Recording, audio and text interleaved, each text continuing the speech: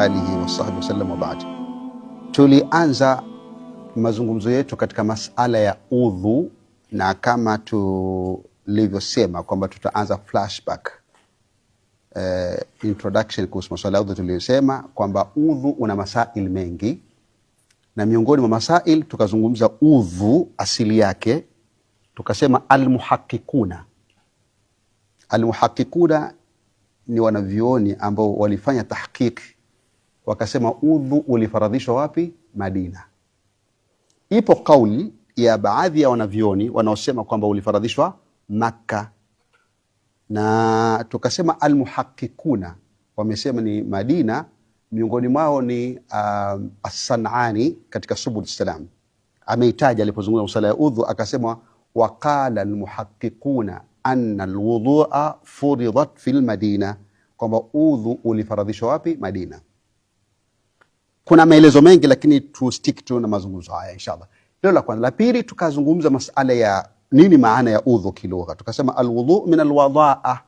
Alwadha'a ma yani an-nadhara, kitu kung'ara. Imechukuliwa kutokana na nini? Na kung'ara. Na maana haya na maana makubwa, kwa sababu ukumbuke kwamba moja katika athari ya watu wema siku ya kiyama watakuwa na mng'aro katika viungo vyao vya nini? Vya udhu, kama tutakapokuja katika kueleza fadhila za udhu, kwamba udhu utakuwa ni ishara nzuri ya kung'ara katika viungo vya watu siku ya kiyama. Baada ya hapa tukaeleza kwamba udhu una hukumu 5 kama mnakumbuka. Tukasema udhu unachukua hukumu ya faradhi. Inakuwa ni faradhi kwa wakati gani? Katika swala. Udhu nini? Ni faradhi. Hakuna swala yoyote, iwe ya sunna au ya faradhi, iwe ni kamili au si kamili, isipokuwa paka kuwekwa na udhu.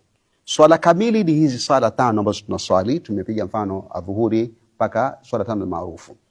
Pili, swala ambazo wanaviona wanasema ni ghairu kamila, ni mfano tawaf ya Al-Kaaba.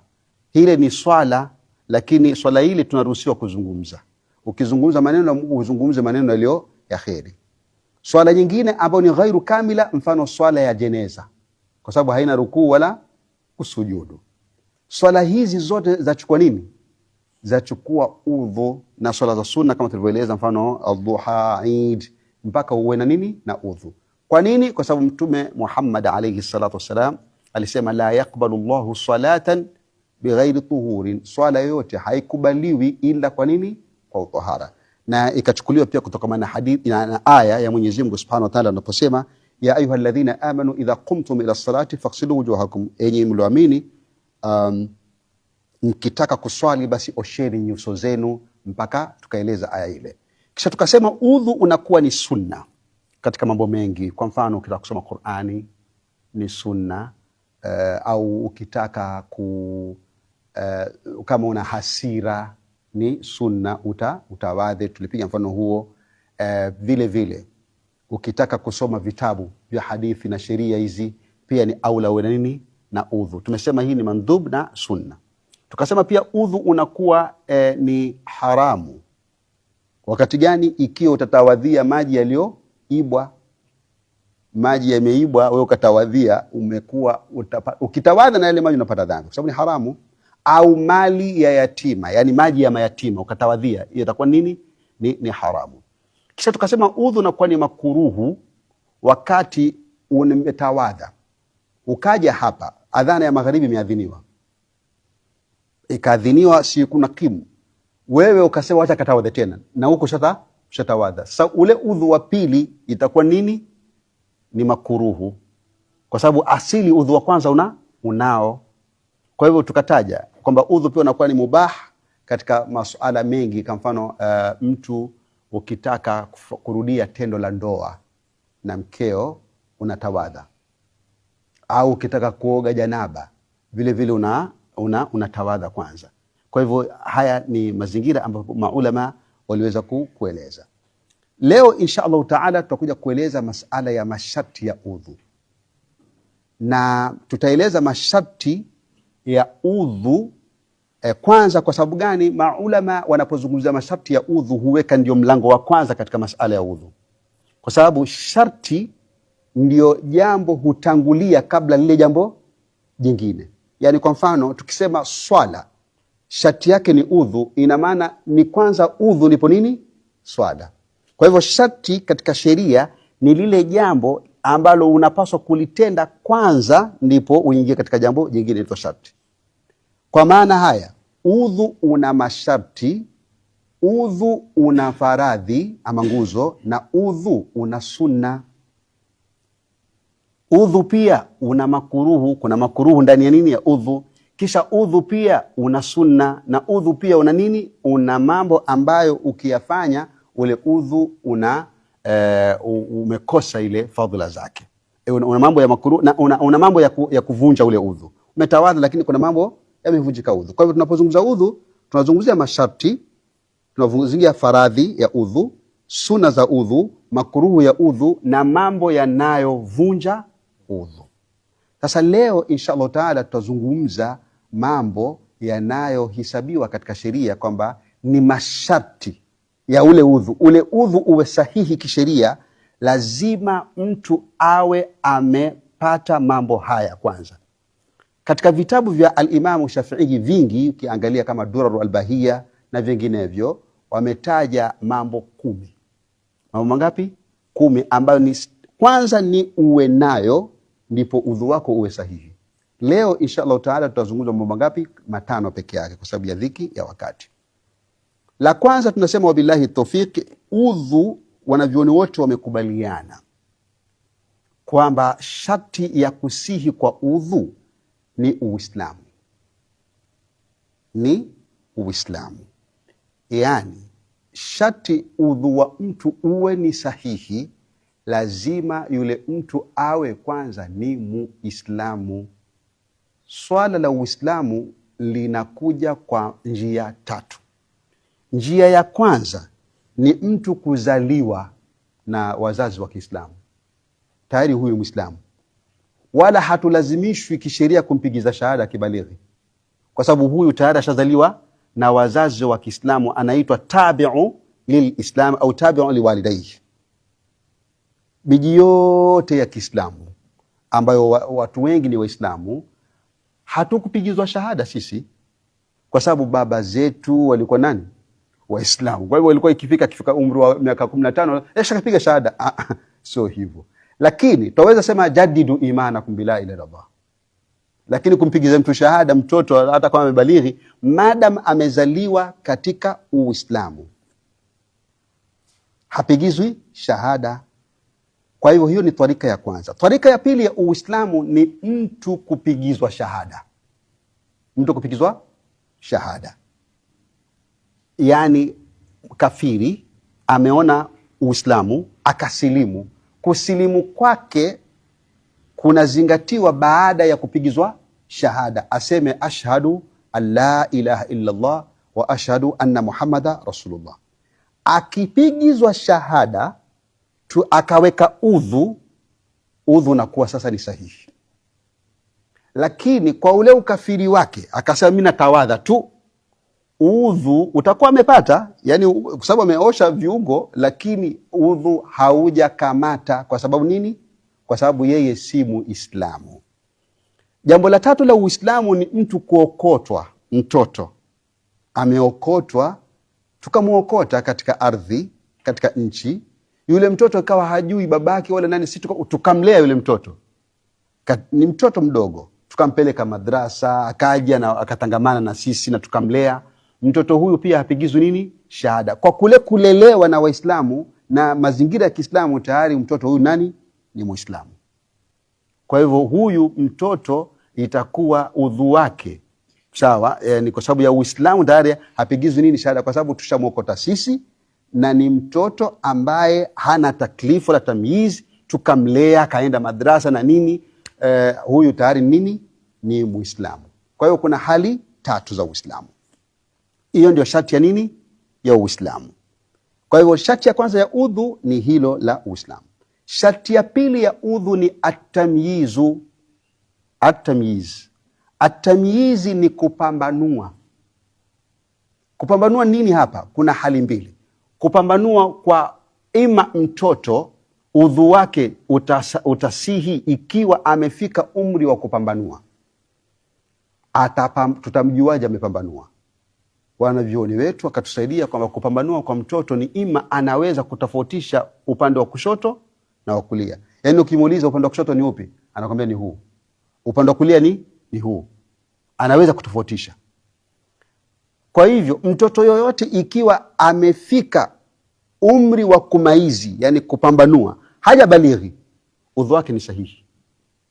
Udhu wake ni sahihi. Mtoto yoyote ambaye umri wake anaweza kumaizi, nasikia choo ama anaweza kujinawisha yeye mwenyewe. Taban huyu mtoto ukimuuliza jua latoka wapi, mashariki, la anguka wapi, magharibi, akajua hii ni mashariki, huyu ni baba, huyu ni nani, mtoto huyu hata kama haja balighi, udhu wake ni sahihi kwa sababu ana tamyiz, ana upambanuzi. Mwenda wazimu ataka tawadha, awe na akili kweli na awe ametimia, mfano mtu miaka 20, miaka 30 kwenda 40 huko ni mwenda wazimu, udhu wake sio sahihi kwa sababu hana at-tamyiz. Hana nini? Hana tamyiz. Kwa hiyo ni sharti ngapi? Sharti ya pili. Sharti ya tatu katika masala ya udhu inahusu mwanamke. Mwanamke udhu wake ili uwe sahihi lazima awe wakati anatawadha hana ni damu ya hedhi wala nifasi. Hana hedhi wala nifasi. Ama istihadha, yani damu inayomtoka kwa sababu kinyume na sasa na ile ada yake, udhu wake itakuwa ni sahihi.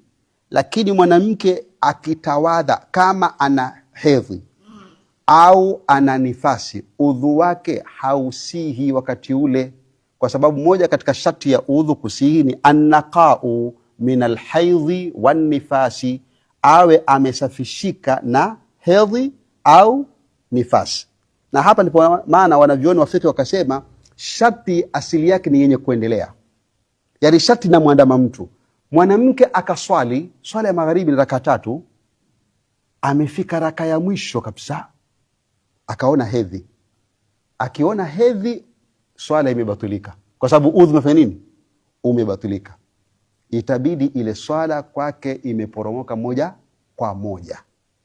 Kwa hivyo hedhi ni moja katika jambo ambalo mwanamke akitawadha udhu wake haushiki. Na al-Imam an-Nawawi katika al-Majmu' akasema kwamba wanaotokwa hedhi ni aina 4. Wa kwanza ni mwanamke wa kibinadamu, na hii ni sunna kutoka kwa Hawa mpaka wa leo. Wa pili ni al-Arnabu, sungura, pia hutokwa na nini? Na hedhi. Wa tatu ni poponundu al-Khufash, na wa 4 ni al-Fil. Al-Fil. Wengine wanasema hata huyu nguruwe. Sasa hawa hutokwa na hedhi. Na hedhi kwa Uislamu si tusi. Wale mashekhe wanaosema hii ni ada ya mwezi, hakuna ada ya mwezi katika sheria. Hii imeitwa nini? Hedhi. Mwenyezi Mungu mwenyewe ameita nini? Hedhi. Anasema wayasalunaka 'anil mahidh qul huwa adhan fa'tazilu an-nisaa fil mahidh. Wanakuuliza ewe mtume mtukufu wa daraja hawa Waislamu kuhusu habari za mwanamke anapokuwa hedhi. Je, ni kweli tusile na yeye, tusikae karibu na yeye? Kwa sababu Wayahudi walikuwa na tabia hiyo kwamba eti wanamtenga kabisa. Mtume Muhammad alayhi salatu wasallam akasema la, kweli sisi tunachotakiwa ni kwamba fa'tazilu nisaa fil mahidh, yani tuepuke wanawake katika mudhajaa, yani hatufanyi nao tendo la ndoa. Lakini Mtume sallallahu akaeleza isna'u kulla shay'in ila nikah, waweza ukacheza naye isipokuwa kumuingilia haifai Kiislamu, unapata dhambi. Na ukimuingilia kwa bahati, basi unatakiwa kafara yake utoe sadaka. Kafara yake utoe nini? Utoe sadaka. Taban moja katika shati hiyo ni shati ya 3 ambayo ni kusafishika na hedhi na nifasi. Nifasi ni ile damu inamtoka nani? Mwanamke baada ya kuzaa. Shati ya 4 katika masala ya udhu inamuhusu yule mtu ambaye ni daimul hadath. Daim al-hadath. Daimul hadathi ni mtu ambaye anatokwa na damu isiyo katika au na mikojo isiyo katika. Kitaalamu mambo haya ukiangalia masala ya kitaalamu, kuna maradhi hii inaitwa stress incontinence, kwa maana kwamba mtu anaweza akakoa sana akakojoa, hiyo hutokea. Lakini huyu anayekojoa kila mara, ina maana hana break, ndio kunapatikana ile urge incontinence. Kwa maana urge ni mtu kwamba akisikia mikojo basi choo kama kiko mbali tayari ashajikojolea. Hii inategemea pia umri, ni maradhi haya wakati mwingine usibu watu. Sasa kuna yule ambaye maradhi ya mikojo inatoka kila mara, yani akikaa tu dakika 2 mikojo na hawezi kuicontrol. Mtu huyu sasa ana sharti hizi zifuatazo udhu wake uwe sahihi. Kwanza, dukhulul waqti, asitawadhe mpaka wakati wa nini, wa kuingia swala. Hakikisha kwamba wakati wa kuingia swala umeingia ndipo atawadhe. Tofauti na mtu ambaye hana maradhi haya, anaweza akatawadha saa 5 na akaja kuswali swala ya Ijumaa na udhu ule ule. Lakini kwa huyu mtu lazima kwanza ahakikishe kwamba shati hii ipo. Ipi? Dukhulu alwaqti fi salati, yani kuingia wakati wa swala. Hiyo ni moja katika shati ambayo ni ya 4, inaitwa almuwalat. Inaitwa dukhuli, yani ni ya 5, kuingia wakati.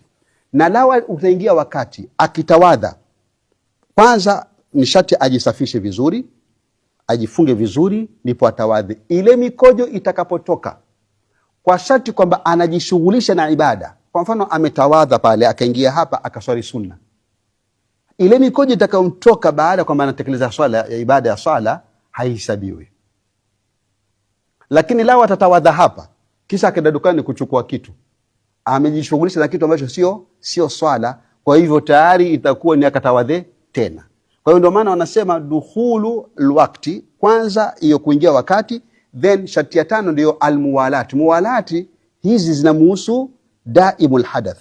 Muwalati ni kule kufuatanisha, kwa maana wakati wa swala kisha ana swali moja kwa moja, ana swali moja kwa moja, na udhu ule unashika yani, lakini utaendelea mpaka ikimalizika ile swala.